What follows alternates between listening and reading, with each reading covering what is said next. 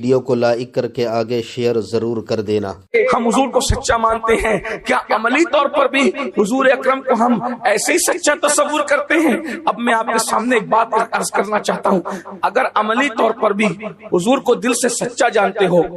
تو جب رسول اللہ کا یہ فرمان آ گیا کہ جو نماز نہیں پڑھتا اس کا نام جہنم کے دروازے پہ لکھ دیا جاتا ہے، تو پھر اس کو سن کر کے مسلمان بے چین کیوں نہیں ہوتا؟ جب آپ ان کو سچا آپ مجھے صرف اتنا بتائیں کہ ماہرین موسمیات اگر اعلان کر دے کہ کل طوفان آنے والا ہے تو لوگ اپنے بچوں کو اسکول نہیں بھیجتے، لوگ خود آفس نہیں جاتے، اسی طریقے سے لوگ اس کے انتظام میں لگ جاتے ہیں۔ فاسق، فاجر، جھوٹے، مکار، دغاباز لوگ اعلان کر رہے ہیں، تو ہم نے ان کی بات پر یقین کر کے بولو اپنے آپ کو بچانے کا انتظام کیا کہ نہیں کیا؟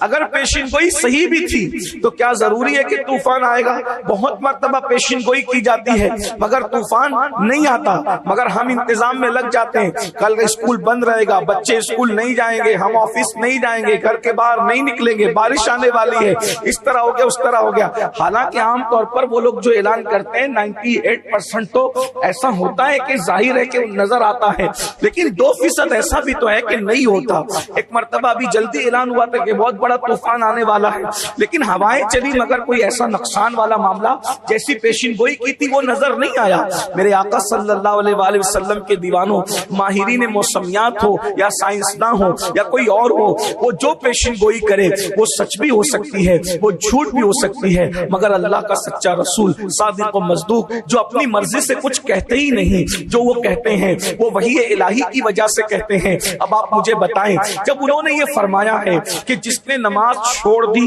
اس کا نام جہنم کے دروازے پہ لکھ دیا جاتا ہے، یہ سن کر کتنے مسلمان بے چین ہوتے ہیں، کتنے مسلمان بے قرار ہوتے ہیں۔ میرے بھائیوں، اگر پولیس کے رجسٹر میں ہمارا نام آ جائے، جہاں رشوت دے کر بھی ہم اپنا نام کٹوا سکتے ہیں، بڑے بڑے سورسز لگا کے بھی نام کٹوا سکتے ہیں، بہت کچھ کر کے نام کٹوا سکتے ہیں، جہاں سے نام کٹ ہو سکتا ہے، بتائیے وہاں نام آنے سے ہماری نیندیں اڑتی ہے، اور جہنم کے دروازے پہ روزانہ 5 مرتبہ ہمارا، ہمارے بچوں کا، بیوی کا، ماں باپ کا، جو نماز چھوڑ رہا ہے سب کا نام لکھا جا رہا ہے۔ بولو ہمارے کانوں پر جو رینگتی ہے، ہمیں بے چینی ہوتی ہے، ہمیں بے قراری ہوتی ہے، تو اس کا مطلب کیا ہے؟ کیا سمجھا جائے کہ کیا معاذ اللہ آپ حضور پر یقین نہیں کرتے، حضور علیہ السلام کی باتوں پر یقین نہیں کرتے، یا یقین تو کرتے ہیں، چلے یقین تو کرتے ہیں مگر آپ اپنے آپ کو اتنا طاقتور سمجھتے ہیں کہ اللہ کے عذاب کو آپ برداشت کر سکو گے؟ خدا کے عذاب کو برداشت کرنے کی طاقت جسموں میں ہے۔ اللہ کے بندو اگر یہ سمجھتے ہو تو یاد رکھو،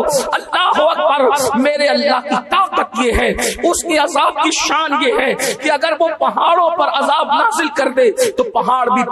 پگھل جائے۔ اللہ اکبر، اتنا دردناک عذاب بیان کیا گیا ہے کہ اللہ کے سچے رسول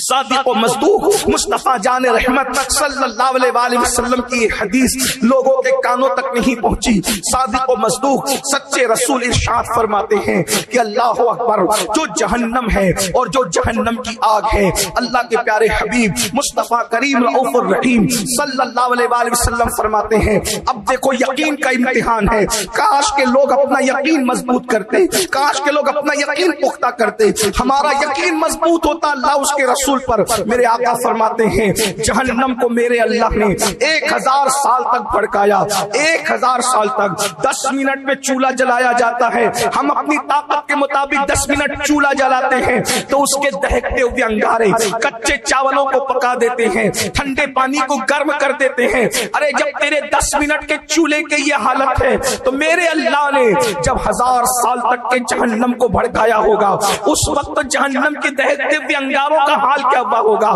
تو صادق و مصدوق غیب داں نبی صلی اللہ علیہ وآلہ وسلم ارشاد فرماتے ہیں تو جہنم کی آگ لال ہو گئی۔ اسی پہ بس نہیں کیا گیا بلکہ مزید 1000 سال پھر بھڑکایا گیا تو وہ جہنم کی آگ یعنی 2000 سال تک بھڑکتی رہی۔ آقا آپ فرماتے ہیں سفید ہو گئی. پھر میرے آقا ارشاد فرماتے ہیں پھر تیسرے 1000 سال تک کہ اس کو بھڑکایا گیا, یعنی 3000 سال تک جب اس کو بھڑکایا گیا تو بالکل کالی اور سیاہ ہو گئی. اب آپ مجھے بتائیں سیاہ اور کالی آگ جس کو اللہ نے 3000 سال تک کے بھڑکایا ہے, اب میرے آقا علیہ السلام کے دیوانوں بتاؤ کیا آپ میں اور ہم میں اتنی طاقت ہے بیوی کے ہاتھ کے جلائے ہوئے 5 منٹ کے چولہے کے چھوٹے چھوٹے انگاروں کو برداشت کرنے کی طاقت نہیں, اپنے